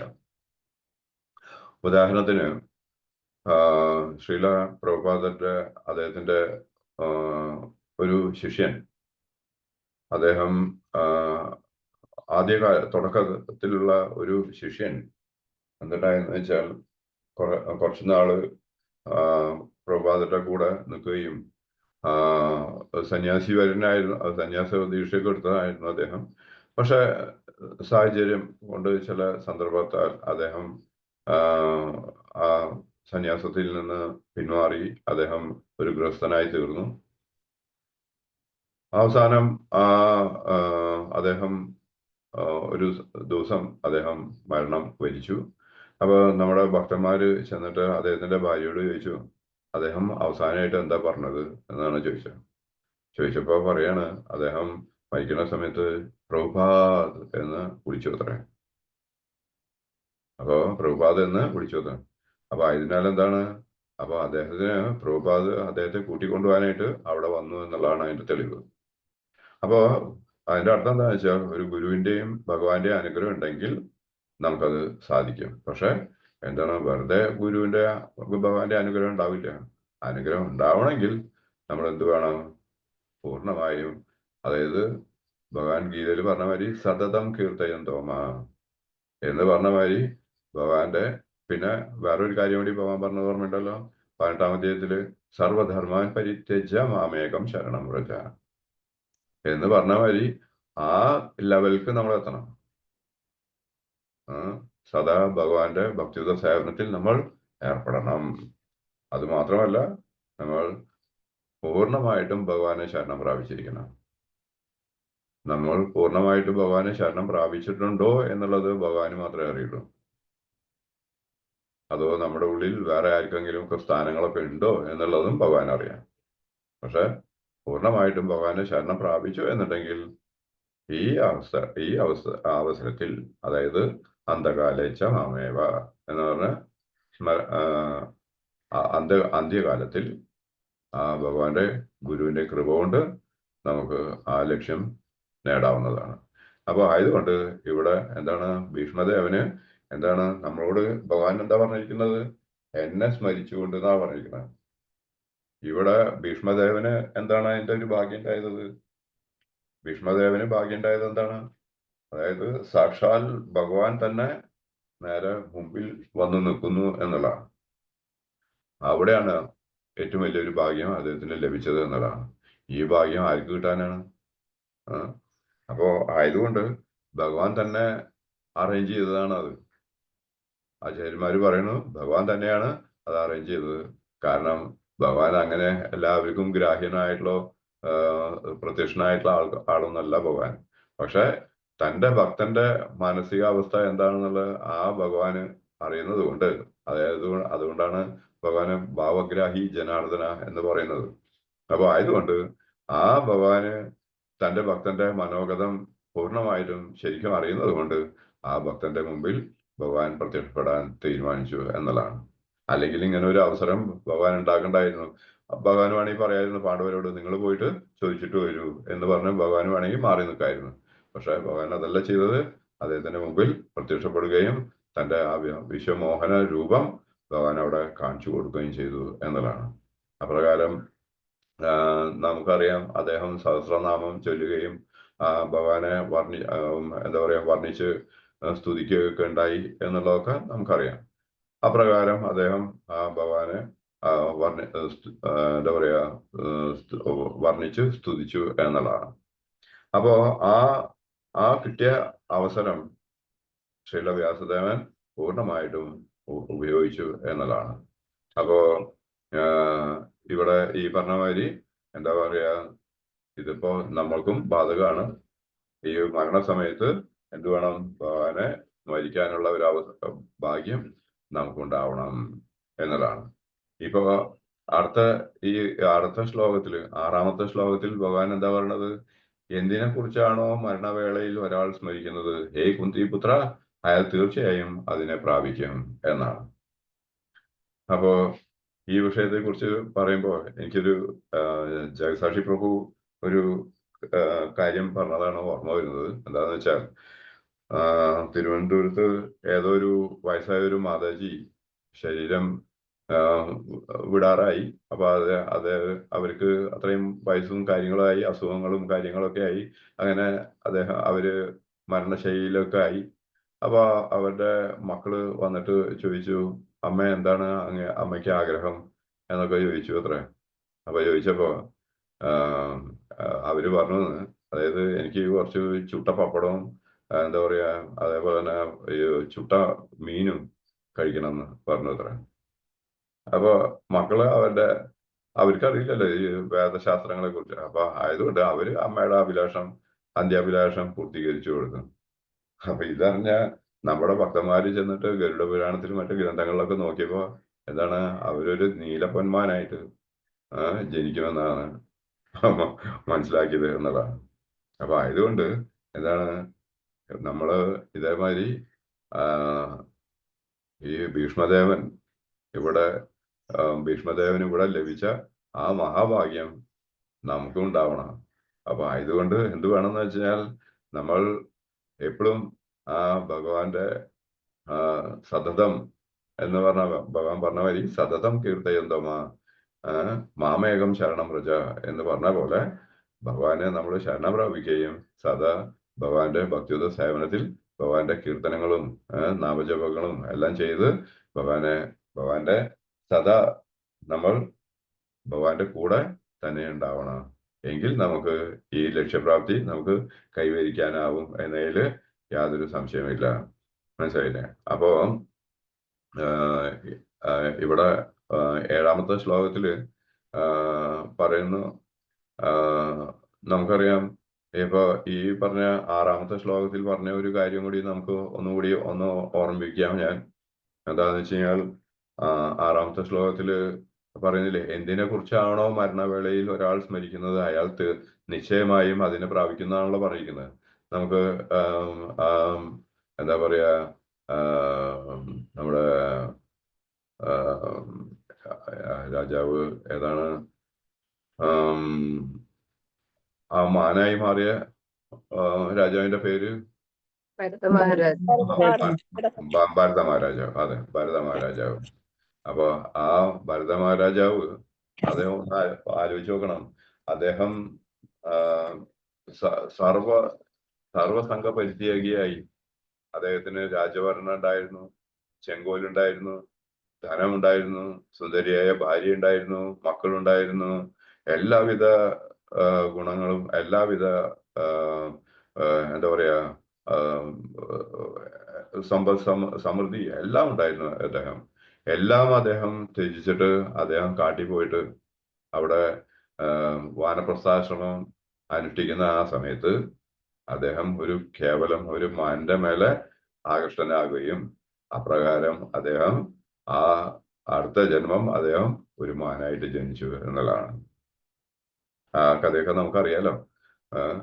അപ്രകാരം ആ മാൻ അദ്ദേഹത്തിന്റെ ആ ഭക്തിയുത സേവനത്തിന്റെ കാഠിന്യം കൊണ്ട് അദ്ദേഹത്തിന് ആ മാനായിരിക്കുമ്പോഴും അദ്ദേഹത്തിന് ഓർമ്മയുണ്ടായി.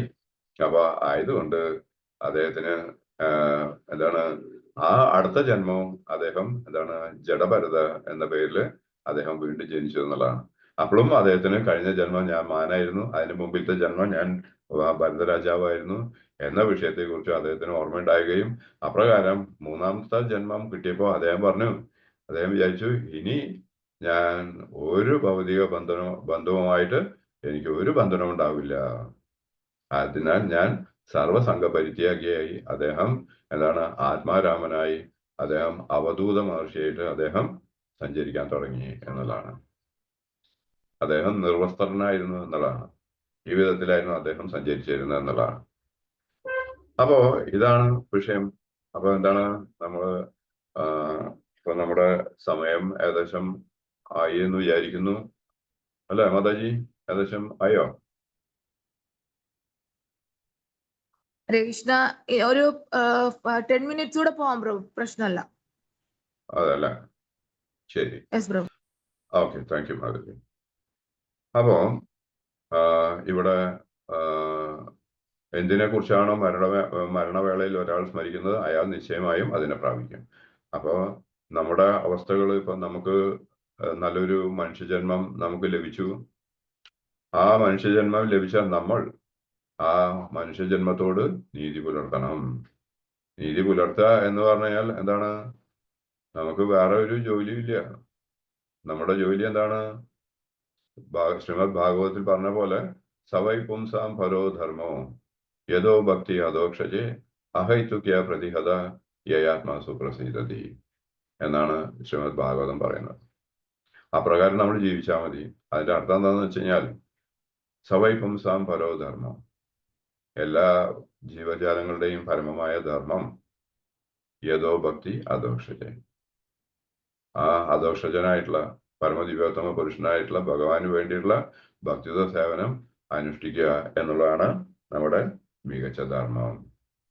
ഇനി അടുത്ത വരിയിൽ പറയുന്നു അത് എങ്ങനെ അനുഷ്ഠിക്കണം. എന്താണ് എങ്ങനെ അനുഷ്ഠിക്കണം? യഥോ ഭക്തി അധോക്ഷജേ അഹൈതുകി പ്രതിഹത. നമ്മൾ ചെയ്യുന്ന ആ ഭക്തിയുത സേവനത്തിന് യാതൊരുവിധ ലാഭേച്ഛയും നമുക്ക് പാടില്ല. ലാഭേച്ഛയും പാടില്ല. ഇനി വേറെ ഏറ്റവും പ്രധാനപ്പെട്ട കാര്യം, ഒരു തടസ്സവും പാടില്ല. അതാണ് ഇന്നത്തെ കാലത്ത് തടസ്സങ്ങളാണ് ഏറ്റവും പ്രധാനം. കാരണം പ്രത്യേകിച്ച് എന്താ പറയാ, നമ്മുടെ ഹിന്ദുക്കൾക്കാണ് ഏറ്റവും പ്രശ്നം. എന്താണെന്ന് വെച്ചാൽ അവർക്ക് അങ്ങനെ ടൈമിങ്ങും കാര്യങ്ങളൊന്നും ഇല്ലല്ലോ. ആയതുകൊണ്ട് ഇപ്പൊ ഭക്തി അനുഷ്ഠിച്ചാലും ശരി അനുഷ്ഠിച്ചില്ലെങ്കിലും ശരി ആരും ചോദിക്കാനില്ല.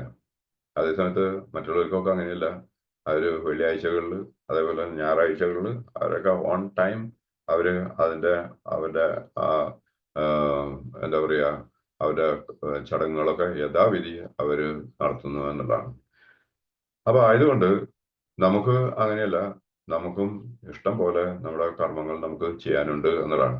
പക്ഷെ ആർക്കും അത് അറിയാത്തത് കൊണ്ടും പിന്നെ അതിലത്ര താല്പര്യം ഇല്ലാത്തത് കൊണ്ടും എങ്ങനെ അവര് ലൂസാക്കി വിട്ടിരിക്കുകയാണ് എന്നുള്ളതാണ്. പക്ഷെ അങ്ങനെയല്ല, എന്താണ് നമുക്കതൊക്കെ ചെയ്യേണ്ടിയിരിക്കുന്നു. എന്താണ് നമ്മൾ പറയണേ, യാതൊരു തടസ്സവും പാടില്ല, ഒരു ലാഭേച്ഛയും പാടില്ല.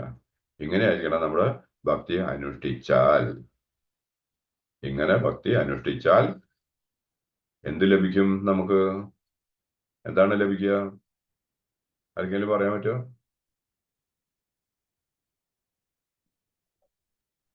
മുക്തി. ഭഗവാന് ലഭിക്കും. ഈ ശ്ലോകത്തിൽ എന്താ പറഞ്ഞിരിക്കുന്നത്? ഈ പറഞ്ഞ ഈ ഭാഗവത ശ്ലോകത്തില് ഇപ്പൊ എന്താണ് പറഞ്ഞിരിക്കുന്നത്? പ്രതികത യയ ആത്മാ സുപ്രസീദതി, ആത്മാവിന് ശാന്തി ലഭിക്കും എന്നാണ് പറയുന്നത്. നമ്മുടെ ആത്മാവിന് ശാന്തി ലഭിക്കും. അപ്പൊ ആത്മാവിന് ശാന്തി ലഭിക്കുന്ന കാര്യങ്ങളാണ് നമ്മൾ ചെയ്യേണ്ടത്. അതേസമയത്ത് നമ്മുടെ ഇന്ദ്രിയങ്ങൾക്ക് ശാന്തി ലഭിക്കുന്ന കാര്യമല്ല നമ്മൾ ചെയ്യേണ്ടത്, ആത്മാവിന് ശാന്തി ലഭിക്കുന്ന കാര്യങ്ങൾ. ആ ആത്മാവിന് ശാന്തി ലഭിക്കുന്ന കാര്യം എന്ന് പറഞ്ഞാൽ ആത്മാവും പരമാത്മാവുമായിട്ട് കണക്റ്റഡ് ആയിരിക്കണം. അപ്പോൾ ആ ആത്മാവ് പരമാത്മാവുമായിട്ട് കണക്റ്റഡ് ആവുമ്പോൾ ആ പരമാത്മാവിന്റെ അനുഗ്രഹത്താൽ നമുക്ക് നമ്മുടെ ആത്മാവിന് ശാന്തി ലഭിക്കുകയും നമുക്ക് എന്താണ് എത്തേണ്ട സ്ഥലത്തേക്ക് തിരിച്ച് ബാക്ക് ടു ഗോഡ് ഹെഡ്, ഭഗവാന്റെ ധാമത്തിലേക്ക് തിരിച്ച് എത്തുകയും ചെയ്യാം. അപ്പൊ അവിടെ എത്തിക്കഴിഞ്ഞാലോ ഭഗവാൻ പറയുന്നു എന്താണ്? പുനർജന്മന വിദ്യതേ. അവിടെ എത്തിയ പുനർജന്മന വിദ്യതേ, നമുക്ക് തിരിച്ച് കൊണ്ടതില്ല, അതായത് പുനർജന്മം ഇല്ല എന്നുള്ളത്. അതേ സമയത്ത് നമ്മൾ ദാനധർമാദികൾ മറ്റുള്ള പയസ് ആക്ടിവിറ്റീസ് നമ്മൾ ചെയ്യുകയാണെങ്കിലോ ഇപ്പൊ ശാസ്ത്രം പറയുന്നു എന്താണ്? ക്ഷീണേ പുണ്യേ മർത്യലോകം വിശന്തി. നമുക്ക് പുണ്യം ലഭിക്കും. ആ പുണ്യത്തിന്റെ ഫലം നമ്മൾ ഉപരിലോകങ്ങളിൽ ചെന്ന് സുഖിച്ച് ആനന്ദിച്ച് കഴിയുമ്പോൾ അതിന്റെ പുണ്യം ക്ഷയിക്കും. ക്ഷയിച്ചു കഴിഞ്ഞാൽ വീണ്ടും ഈ മർത്യലോകത്തിലേക്ക് തിരിച്ചു വരണം എന്നാണ് ശാസ്ത്രം പറയുന്നത്. അപ്പൊ ആയതുകൊണ്ട് നമുക്ക് കിട്ടിയിട്ടുള്ള ഈ മനുഷ്യജന്മത്തോട് നമ്മൾ നീതി പുലർത്തണം എന്നുണ്ടെങ്കിൽ നമ്മൾ എന്താണ് ഇനി ഒരു ചാൻസ് നമ്മൾ നോക്കരുത്. ചിലവർ പറയും അതൊന്നും ഒരു പ്രശ്നമില്ല, നമുക്ക് അടിച്ചു പൊളിച്ച് ജീവിക്കാം, അതാണ് നമ്മുടെ ജീവിതം, നമുക്ക് കിട്ടിയ ഒരു ജന്മമാണ്, അതുകൊണ്ട് നമുക്ക് അടിച്ചു പൊളിച്ച് ജീവിക്കാനുള്ളതാണ് എന്നൊക്കെ മന്ദബുദ്ധികളായിട്ടുള്ള ആൾക്കാർ പറയും. പക്ഷെ ശാസ്ത്രം അതല്ല പറയുന്നത്. നമ്മുടെ അടിച്ചുപൊളിയൊക്കെ എന്ന് പറഞ്ഞു കഴിഞ്ഞാൽ അതിന് നമുക്ക് അതിന്റെ പ്രത്യാഘാതം എന്താന്ന് വെച്ച് കഴിഞ്ഞാൽ ദോഷങ്ങളെ ഉണ്ടാക്കുള്ളൂ. മനസ്സിലായില്ലേ? അതിന് ദോഷങ്ങളെ ഉണ്ടാക്കുള്ളൂ, അതിനൊരു ഗുണവും ചെയ്യില്ല. അതേ സമയത്ത് ആധ്യാത്മികമായിട്ടുള്ള, അതായത് ഭഗവാന്റെ ഭക്തിയുത സേവനത്തിലുള്ള അടിച്ചുപൊളിയുണ്ട്. ആ അടിച്ചുപൊളിയാണ് നമുക്ക് ഏറ്റവും ആവശ്യം. അത് നമ്മളെ അതീന്ദ്രിയതയിലേക്ക് എത്തിക്കുകയും അത് മാത്രമല്ല അതിന്റെ അതീന്ദ്രിയ ആനന്ദം നമുക്ക് ഒരു തുള്ളി തന്നെ വീണ് കിട്ടിയാൽ മതി എന്നാ പറഞ്ഞ. അതിലൂടെ തന്നെ നമുക്ക് വളരെ അതീന്ദ്രിയമായ ആനന്ദം നമുക്ക് അനുഭവിക്കുകയും അവസാനം അതിന്റെ അനന്തര ഫലം എന്താണ്? തിരിച്ച് ഭഗവാനിലേക്ക് നമുക്ക് എത്തുകയും ചെയ്യാം എന്നതാണ്. ഇതാണ് അതിന്റെ ഗുണം. അപ്പോ ഇവിടെ 7ാമത്തെ ശ്ലോകത്തില് ഭഗവാൻ അർജുനോട് പറയുന്നു, അർജുന, നീ എല്ലായ്പ്പോഴും ശ്രീകൃഷ്ണ രൂപത്തിൽ എന്നെ സ്മരിക്കുകയും അതേസമയം നിന്റെ നിയത കർമ്മമായ യുദ്ധം നിർവഹിക്കുകയും ചെയ്യുക. സ്വകർമ്മങ്ങളെല്ലാം എനിക്ക് സമർപ്പിച്ചും മനോബുദ്ധികൾ എന്നിൽ ഉറപ്പിച്ചു ഇരുന്നാൽ നീ എന്നെ തന്നെ പ്രാപിക്കുമെന്നതിൽ സംശയമില്ല. അപ്പോ ആയതുകൊണ്ട് നമുക്കിപ്പോ ഒരു ഭഗവാൻ ഒരു ഉപദേശം തരികയാണ്. എന്താണെന്ന് വെച്ച് കഴിഞ്ഞാൽ എന്താണ്? നമ്മള് എല്ലായ്പ്പോഴും നമ്മുടെ നിയത കർമ്മം, ഇപ്പൊ നമ്മൾ ഈ ഭൗതിക ലോകത്ത് വന്ന് പെട്ടുപോയി. വന്നുപെട്ട നമുക്ക് എന്താ പറയാ, ഈ ഭൗതിക ലോകത്തിൽ നിന്ന് നമുക്ക് പറയാൻ പറ്റുമോ? ഞാൻ ഇപ്പൊ ഭരത രാജാവ്, ജഡഭരത മഹാരാജാവ് പറഞ്ഞ മാതിരി ഞാൻ ഈ ഭൗതിക ബന്ധനങ്ങളിൽ ഒന്നും ചെയ്യില്ല, ബന്ധപ്പെടില്ല എന്ന് പറഞ്ഞ അദ്ദേഹത്തിന് സാധിച്ചു. അതേമാതിരി ഇന്നത്തെ കാലത്ത് നമുക്കത് സാധിക്കില്ലല്ലോ. അപ്പൊ ആയതുകൊണ്ട് നമ്മൾ എന്താണ്, നമ്മൾ നമ്മുടെ നിയത കർമ്മം യഥാവിധി ചെയ്യുക. പക്ഷെ ഒപ്പം തന്നെ എന്ത് വേണം? പാരലലായിട്ട്, അതായത് ഒരു ട്രെയിനിന്റെ പാളങ്ങൾ എങ്ങനെയാണോ സമാന്തരമായിട്ട് ഉള്ളത്, ആ പാളത്തിലൂടെ ആ ട്രെയിൻ യഥാവിധി സഞ്ചരിക്കുമ്പോൾ അദ്ദേഹത്തിന്റെ ആ ട്രെയിന് തന്റെ ശരിയായ പോയിന്റിലേക്ക്, എവിടെയാണ് ലാസ്റ്റ് സ്റ്റോപ്പ്, അതിലേക്ക് കറക്റ്റായിട്ട് എത്താൻ സാധിക്കും. എന്ന പോലെ നമ്മൾ എന്ത് വേണം? നമ്മൾ നമ്മുടെ നിയത കർമ്മങ്ങൾ എല്ലാവരും ചെയ്തോളൂ. പക്ഷെ നിയത കർമ്മം ചെയ്യുമ്പോൾ വളരെ ശ്രദ്ധിക്കേണ്ട ഒരു കാര്യമുണ്ട്. എന്താണ്? നമ്മൾ ചെയ്യേണ്ട കർമ്മങ്ങൾ ഭഗവത്ഗീത 4ാം അധ്യായത്തിൽ പറഞ്ഞ മാതിരി കർമ്മം, അകർമ്മം, വികർമ്മം എന്നിവയെ കുറിച്ചൊക്കെ ഒരാൾ വളരെ വ്യക്തമായി മനസ്സിലാക്കിയിരിക്കണം. അതായത് കർമ്മം, അകർമ്മം, വികർമ്മം എന്നിവയെ കുറിച്ചൊക്കെ ഒരാൾ വ്യക്തമായിട്ട് മനസ്സിലാക്കിയിട്ട് വേണം നമ്മൾ കർമ്മം ചെയ്യാൻ എന്നതാണ്. അല്ലെങ്കിൽ അതും പ്രോബ്ലമാണ്. അപ്പോ പ്രത്യേകിച്ച് നമ്മുടെ ആചാര്യന്മാര് നമുക്ക് അതിനുള്ള ഒരു ഭാഗ്യം തന്നിട്ടുണ്ട്. എന്താണ്? നമ്മൾ കൃഷ്ണാബോധത്തിലാണ്. അപ്പോ ആയതുകൊണ്ട് നമ്മളോട് പറയേണ്ടത്, നമ്മൾ ഉപേക്ഷിക്കേണ്ട കാര്യങ്ങളെ കുറിച്ച് പറഞ്ഞിട്ട് ഇതൊക്കെ നിങ്ങൾ ഉപേക്ഷിക്കണം, ഇതൊക്കെ സ്വീകരിക്കണം എന്നിവയെ കുറിച്ചൊക്കെ പറഞ്ഞിട്ടുണ്ട്. അപ്പൊ നമ്മൾ എന്ത് വേണം? ആചാര്യന്മാര് പറഞ്ഞ പോലെ എന്താണ്? ഗുരു, ശാസ്ത്രം, സാധു എന്നിവയുടെ അവരെ ഡിപ്പെൻഡ് ചെയ്തിട്ട് വേണം നമ്മൾ ജീവിക്കാനായിട്ട്. അങ്ങനെ ജീവിച്ചു അത് അവർ പറഞ്ഞതനുസരിച്ച് നമ്മൾ ജീവിക്കുകയാണെങ്കിൽ നമുക്ക് യാതൊരുവിധ പ്രശ്നവുമില്ല. നമ്മൾ നമ്മുടെ നിയത കർമ്മം നമ്മൾ ചെയ്തുകൊണ്ടിരിക്കും. പക്ഷെ ചെയ്യേണ്ട കർമ്മം എന്താണെന്നുള്ളത് കൂടി നമ്മൾ നോക്കണം എന്നതാണ്. ഇതാണ് വിഷയം. ഇപ്പൊ ഞാനൊരു ജയസാക്ഷി പ്രഭുവിന്റെ ഒരു ക്ലാസ്സിൽ കേട്ടതാണ്. എന്താന്ന് വെച്ച് കഴിഞ്ഞാൽ പ്രഭു ഒരിക്കൽ പറയുണ്ടായി, ഒരാൾ ജോലി ചെയ്യുന്നത് ലെതറിന്റെ കമ്പനിയിലാണ്. ലെതറിന്റെ കമ്പനി, അതായത് high quality leather, original leather. അതായത് സത്യം പറഞ്ഞാൽ മലമ്പാമ്പ്, അതേപോലെ തന്നെ മറ്റ് മൃഗങ്ങളുടെയൊക്കെ ലെതർ എടുത്തുകൊണ്ട് ആ ലെതർ കൊണ്ട് ഉണ്ടാക്കുന്ന ഉൽപ്പന്നങ്ങൾ ഉണ്ടാക്കുന്ന കമ്പനിയിൽ ജോലി ചെയ്യുന്നു. അയാൾ മാസം അവിടെ ജോലി ചെയ്യുകയും അതിൽ നിന്നുള്ള പ്രതിഫലം പറ്റുകയും ചെയ്യുന്നു. ആ കർമ്മം അകർമ്മമാണോ, കർമ്മമാണോ, വികർമ്മമാണോ? ആർക്കെങ്കിലും പറയാൻ പറ്റുമോ?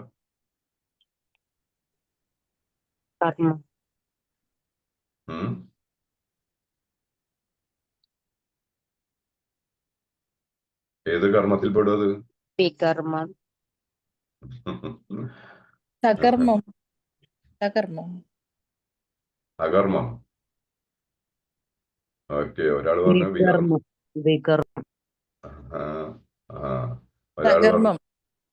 ഒരാൾ പറഞ്ഞു അകർമ്മം, ഒരാൾ പറഞ്ഞു കർമ്മം, ഒരാൾ പറഞ്ഞു വികർമ്മം. ഏതാണ് ഇതിൽ ശരി?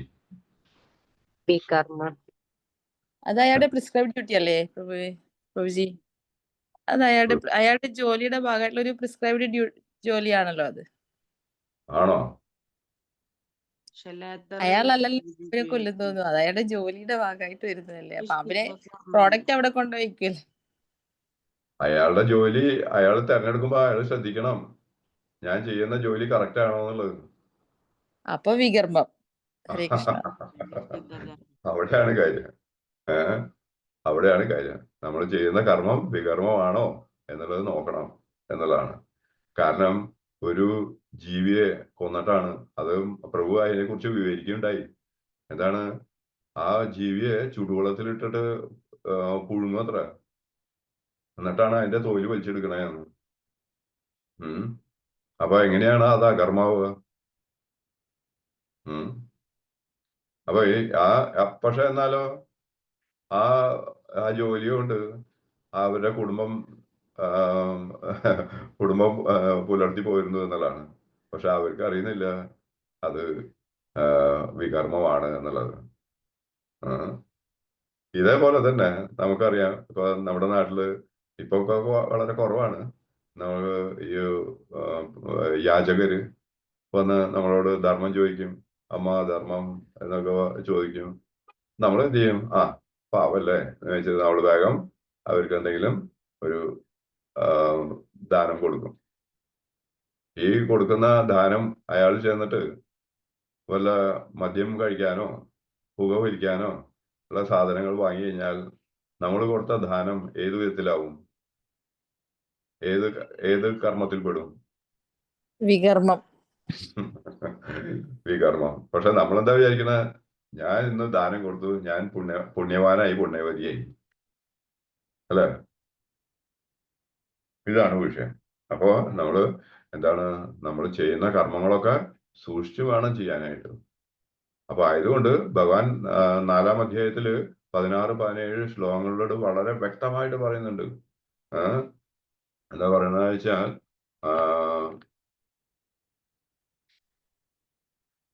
ഒരു മിനിറ്റ് കേട്ടോ. അപ്പോ ഭഗവാൻ എന്താ പറയണത്? കർമ്മണോ ഹ്യപി ബോധവ്യം ബോധവ്യം ച വികർമ്മണഃ അകർമ്മണശ്ച ബോധവ്യം ഗഹന കർമ്മണോ ഗതിഹി. അതായത് അതിന്റെ വിവർത്തനം എന്താന്ന് വെച്ച് കഴിഞ്ഞാൽ, കർമ്മത്തിന്റെ സങ്കീർണതകൾ ദുഗ്രാഹ്യമാണ്. അതുകൊണ്ട് കർമ്മം, വികർമ്മം, നിഷിദ്ധ കർമ്മങ്ങൾ, അകർമ്മം എന്നിവയെ കുറിച്ചെല്ലാം ഒരാൾ വ്യക്തമായി മനസ്സിലാക്കിയിരിക്കണം. ഇതാണ് ഭഗവാന്റെ അഭിപ്രായം. ഹരേ കൃഷ്ണ. പക്ഷെങ്കിൽ നമ്മുടെ ഉദ്ദേശം നല്ലതാണെങ്കിൽ നമുക്കറിയില്ല അയാൾ എങ്ങനെയാ യൂസ് ചെയ്യുന്നത്. നമ്മുടെ ഉദ്ദേശം അയാൾ ഒരു നല്ലൊരു ഭക്ഷണം കഴിച്ചോട്ടെ, അല്ലെങ്കിൽ അസുഖത്തിന് ട്രീറ്റ്മെന്റ് എടുത്തോട്ടെ, അങ്ങനെയുള്ള ഉദ്ദേശം ശുദ്ധമായ ഉദ്ദേശമാണെങ്കിലോ? അങ്ങനെ ഉദ്ദേശം എന്ന് പറഞ്ഞു കഴിഞ്ഞാൽ ആ ഉദ്ദേശം നമ്മളത് ശരിയല്ല. അത് കാരണം നമ്മള് ആ ധനം, ആ പണം നമ്മൾ കൊടുക്കുമ്പോൾ നമ്മൾ ആലോചിക്കണം ഇയാൾ എന്തായിരിക്കും അത് ചെയ്യാന്നുള്ളത്. കാരണം ഇപ്പൊ ഈ പറഞ്ഞ വിഷയത്തെക്കുറിച്ച് ഞങ്ങൾക്ക് പ്രത്യക്ഷത്തിൽ തന്നെ അനുഭവം ഉണ്ടായിട്ടുണ്ട് എന്നുള്ളതാണ്. പ്രത്യക്ഷത്തിൽ. കാരണം എന്താ വെച്ചാൽ, ഞങ്ങൾ ഒരിക്കൽ വൃന്ദാവനത്തിൽ പോയിട്ട് വരികയാണ്. വൃന്ദാവനത്തിൽ പോയിട്ട് വരുമ്പോ ട്രെയിനിൽ ഇതേമാതിരി തന്നെ ഒരു യാചകൻ നോക്കുമ്പോ അയാൾ ഒരു വണ്ടി, ഈ നരങ്ങി നീങ്ങുന്ന വണ്ടിയിൽ ഇരുന്നുകൊണ്ട് എല്ലാവരുടെ വന്ന് കൈ നീട്ടുകയാണ്. എന്തിനാ? നമ്മുടെ കൂടെയുള്ളവർ തന്നെ ഓരോരുത്തർക്ക് ആ 10 രൂപ അങ്ങനെ ആയിട്ടൊക്കെ കൊടുത്തു. കുറച്ച് നേരം, ഒരു 4-5 മണിക്കൂർ കഴിഞ്ഞു, ഈ ചങ്ങാതി ഉണ്ട്, ഇതേ വണ്ടിയിലുണ്ട്, ബീഡിയും സിഗരറ്റും ആയിട്ട് വന്നാണ് വിൽക്കാനായിട്ട്. ഞങ്ങളാകെ അന്തം പോയി, ഇതെന്താ ഈ കാണുന്നത്? അപ്പൊ ഞാൻ ആ മാതാജിയുടെ അടുത്ത് ചോദിച്ചു, മാതാജി ഇപ്പൊ കൊടുത്തത് കണ്ട, ഇതിനല്ലേ കൊടുത്തത്? ആ മാതാജിയും ആകെ വിഷമത്തിലായി എന്നുള്ളതാണ്. ഇതാണ് വിഷയം. അപ്പോ ഹരേ കൃഷ്ണ. ഞങ്ങളും വൃന്ദാവനത്തിൽ പോയപ്പോ ക്രാങ്ങളിൽ ഇങ്ങനെ യാചിക്കണം. അപ്പൊ എല്ലാവരും കുഞ്ഞുമക്കളല്ലേ 10 ഉറുപ്പ് കൊടുത്തു. ഈ കാശ് കൊണ്ട് ആർക്കും ചീട്ട് കളിക്കാൻ കൊണ്ട് കൊടുക്കുന്നു.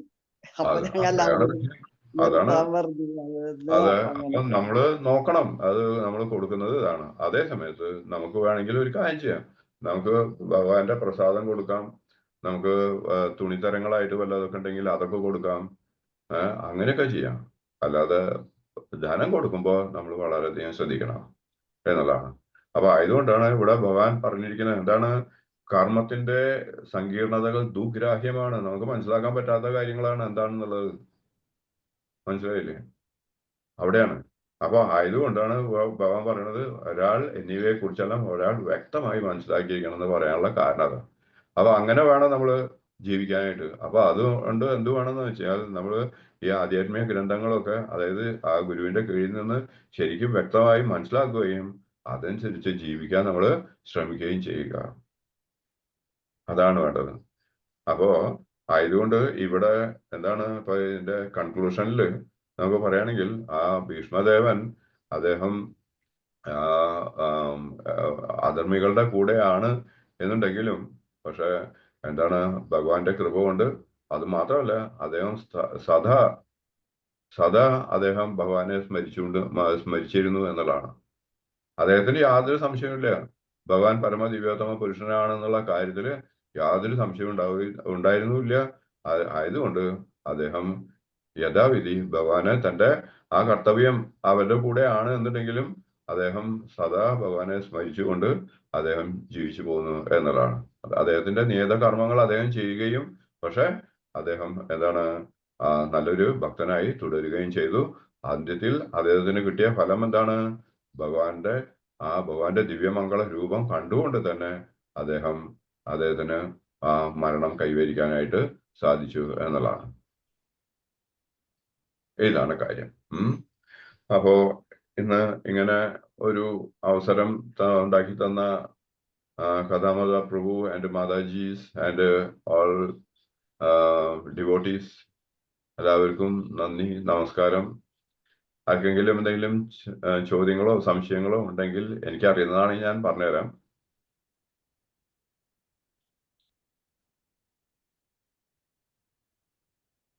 ഇനിയും സത്യം പറഞ്ഞാൽ ഇതിനെക്കുറിച്ച് ഇനിയും പറയാനുണ്ട്.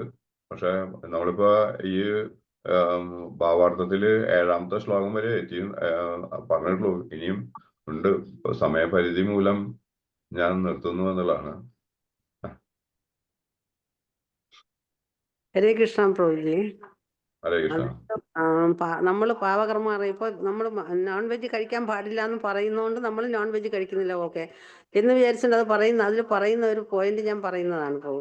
അതായത് മാംസം വാങ്ങുക, മാംസം വിൽക്കുക, മാംസം പാചകം ചെയ്യുക, മാംസം വിതരണം ചെയ്യുക, ഒരു ജീവിയെ കൊല്ലാൻ അനുവാദം കൊടുക്കുക, ഇതെല്ലാം പ്രാണിഹത്യയിൽ വരുമെന്നാണല്ലോ പ്രഭുജി.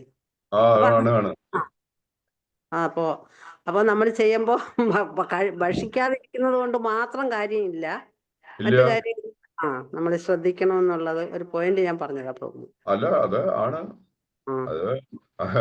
അതിപ്പോ ഇന്നത്തെ കാലത്ത് കണ്ടിട്ടില്ലേ എന്താണ്, അതായത് ശബരിമലയ്ക്ക് മാലയിട്ടിട്ട് പോലും മീൻ വിൽക്കുന്ന സ്വാമിമാരെ കണ്ടിട്ടുണ്ട്.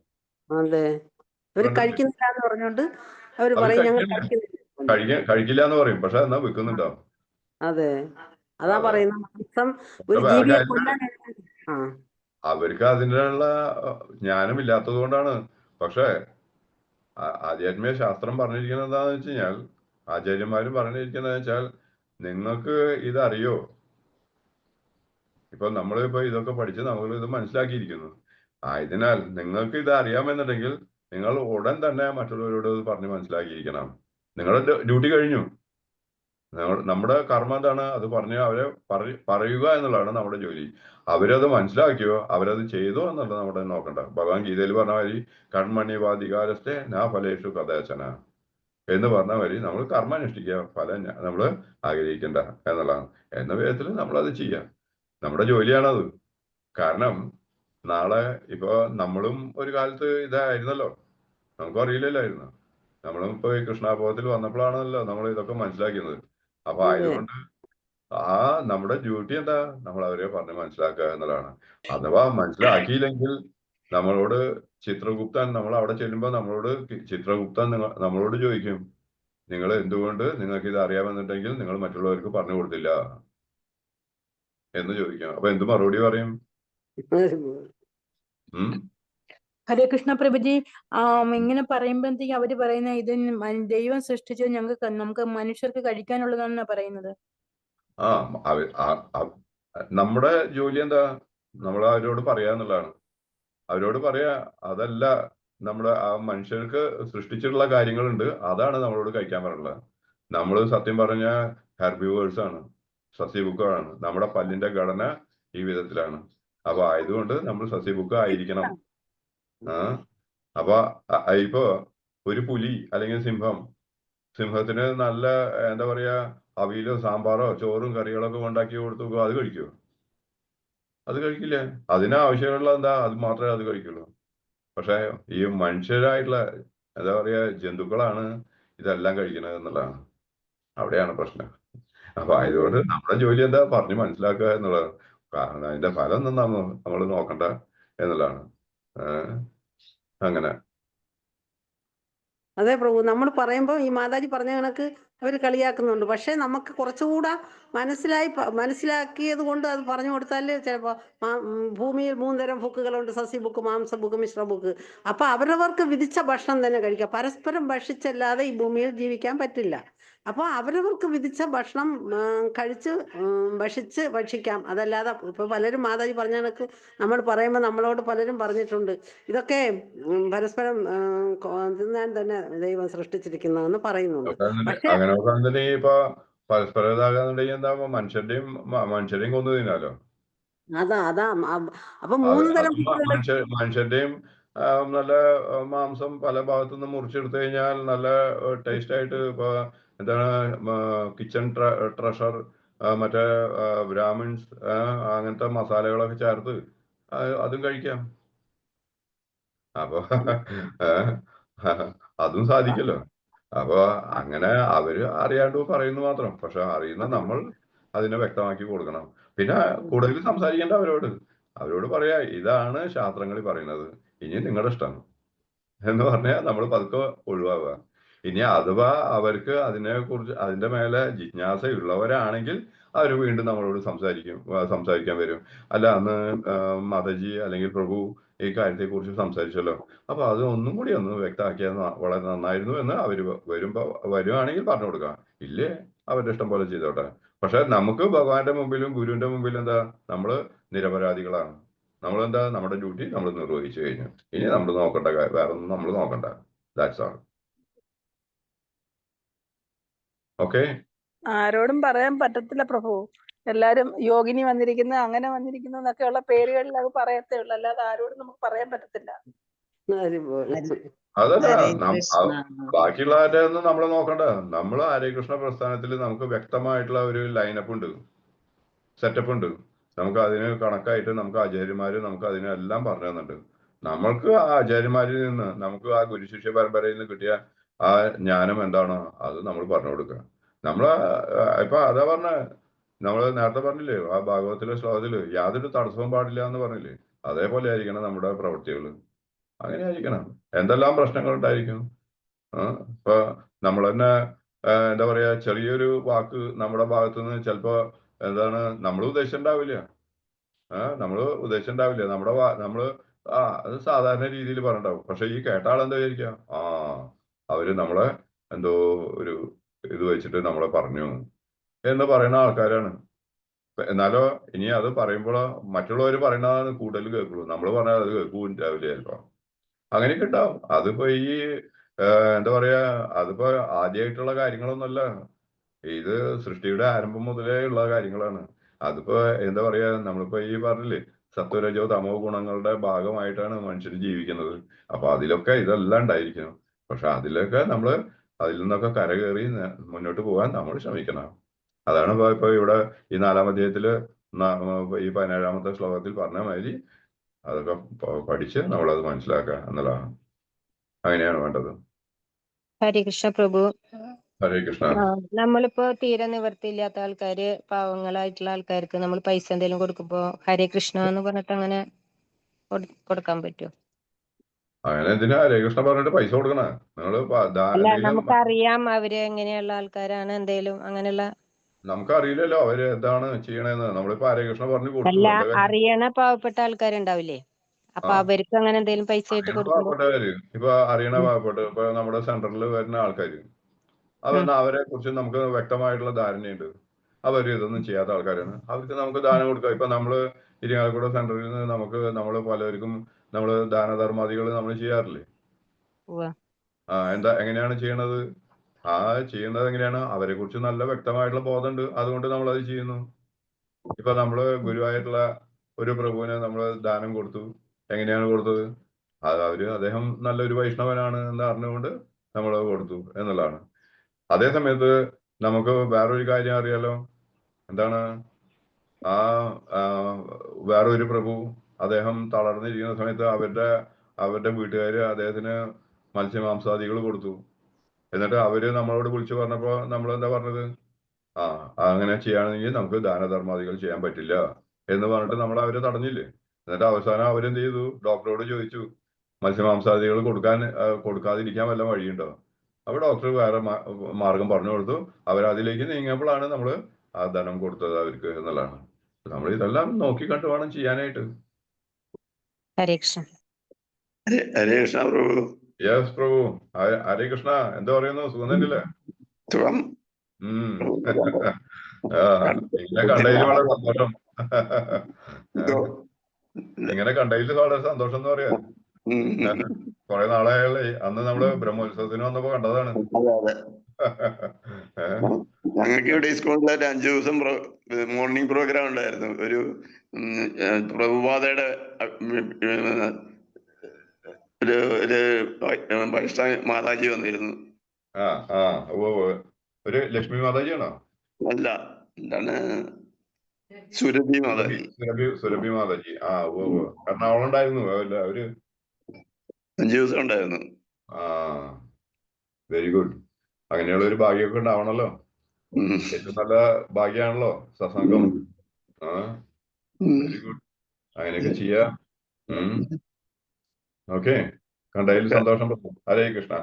ഹരേ കൃഷ്ണ പ്രഭുജി. വളരെ നന്ദി. നല്ല സൂപ്പർ ക്ലാസ് ആയിരുന്നു. Thank you പ്രഭുജി. വളരെ സന്തോഷം. ഹരേ കൃഷ്ണ. ഗൗരവ പ്രേമാനന്ദേ. ഹരേ കൃഷ്ണ. ഹരേ കൃഷ്ണ. വളരെ സന്തോഷം. വളരെ സന്തോഷം. സ്വാഗതം. പ്രഭുവിന്റെ കുടുംബം മുഴുവനും നമ്മുടെ സത്സംഗത്തില് പാർട്ടിസിപ്പേറ്റ് ചെയ്യുന്നുണ്ട്. ക്ലാസ് അംഗങ്ങളായല്ലേ? അംഗങ്ങളായി. നമ്മളെല്ലാം ഒരുമിച്ചാണ് ഇപ്പോ. ദൂരം നമുക്കൊരു പ്രശ്നമല്ല. ഞങ്ങൾക്ക് മെമ്പർഷിപ്പ് കിട്ടി അല്ലേ പ്രഭുവിന്റെ സത്സംഗത്തില്? അല്ല, ഞങ്ങളുടെ ഭാഗ്യം എന്ന് പറയായിരുന്നു പ്രഭു. ഞങ്ങളുടെ ഭാഗ്യം എന്ന് പറയുക. പ്രഭുവിന്റെ അസോസിയേഷൻ ദൂരം ഇത്രയും ഉണ്ടായിരുന്നിട്ടും നമുക്ക് കിട്ടുന്നതിൽ ഭഗവാനോട് ശരിക്കും നന്ദി പറയുന്നു. നല്ല ക്ലാസ് ആയിരുന്നു. മാതാജിയുടെ ക്ലാസ്, പ്രഭുവിന്റെ ക്ലാസ് ഒക്കെ ഭാഗ്യം. നമുക്ക് കിട്ടുന്നത് മഹാഭാഗ്യം. Thank you പ്രഭുജി. പ്രഭുവിന്റെ മാതാജിയുടെ ഒക്കെ കൃപ കൊണ്ട് ഞങ്ങൾക്ക് 2 വാക്ക് പറയാനുള്ള ഒരു ഭാഗ്യം ഉണ്ടായി. പ്രഭുവിന്റെ കൃപയാൽ. നമുക്ക് ഇതേപോലെ ഇടയ്ക്കിടയ്ക്ക് ഒരുമിച്ച് കൂടണം പ്രഭു. പ്രഭുവിന്റെ ഡേറ്റ് നമുക്ക് തരണം. ദയവായി തീർച്ചയായിട്ടും പ്രഭു. ഹരേ കൃഷ്ണ. Thank you. ഓരോ പ്രേമാനന്ദേ. राधा माधव अष्ट सखी की जय. बलदेव सुभद्रा जगन्नाथ स्वामी की जय. लक्ष्मी नरसिंह भगवान की जय. की स्वामी की परंपरा की प्रभुपाद की गुरुदेव की चंद्रा श्रीमद महाभागवतम की आज के आनंद की गौर प्रेमानंदे.